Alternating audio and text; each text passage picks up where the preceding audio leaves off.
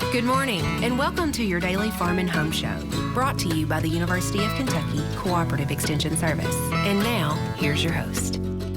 Good morning and welcome to your Farm and Home Show. My name is Joanna Coles, and this morning we're visiting with Dr. Carrie Knott. She's with the University of Kentucky Extension Agronomist there. Good morning, Carrie. Good morning. Now, Carrie, today we're going to talk a little bit about the condition of the corn crop. There's been a lot of predictions about the markets, and you know, we were talking a little bit earlier. In our area, it looks pretty good. Yeah, you hate to say that too loud though, right? We started out pretty challenging, right? I mean, I don't know about this area, but statewide we had some problems getting all the corn planted as early as we would like to, right? That doesn't mean we're gonna have a bad yield. If we keep having these nice rains, we're gonna be just fine in terms of final yield.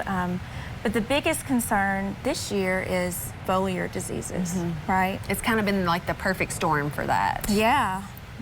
We've had lots of wet conditions. I don't know about here, but it seems like at Princeton, where I'm housed, we've had a rain every 2 or 3 days. And it might not have been significant rain. Sometimes it was. And so sort of those wet conditions, at that time it was hot and humid as well, even after it dried up. So we're just really talking about what sort of explosion we're gonna have on foliar diseases. And you know, we have corn in various stages all across the county. And so some people are worried about pollination, others are worried, you know, and so they're at different stages of production when we're usually way more uniform. Right. And so that's the biggest key this year for all of us, to be sort of regimented on scouting and making sure you know what's going on with your crop, making sure some foliar diseases aren't coming in. Insects too. I know we had some problems with slugs very early on. Hopefully we've gotten past those, but we never really know what's gonna, you know, with new weather patterns coming in, but there's always concern that something can happen. So keeping a close eye on your crop is probably the best advice. Right, and sort of the biggest concern right now is, I wanna be sure and say that as of right now, we have not had any confirmed reports of southern rust on corn.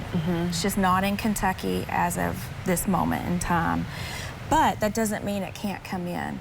The biggest concern is when it does come in, what is your growth stage of your corn, right? And so we've got some examples here of 2 different growth stages that maybe once we're at blister, I don't know if you can see this, but the blister growth stage basically looks like these little blisters on top of the kernels.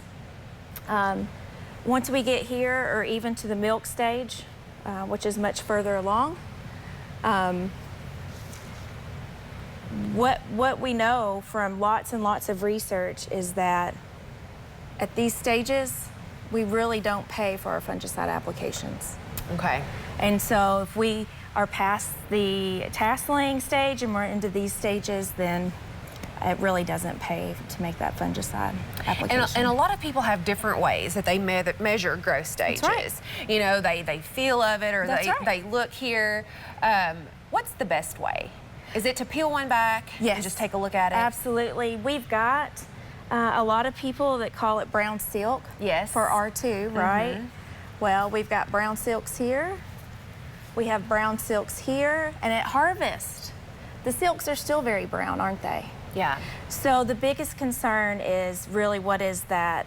When we talk about sort of word descriptors, be very cautious, but basically brown silk is gonna be your R2 or blister stage.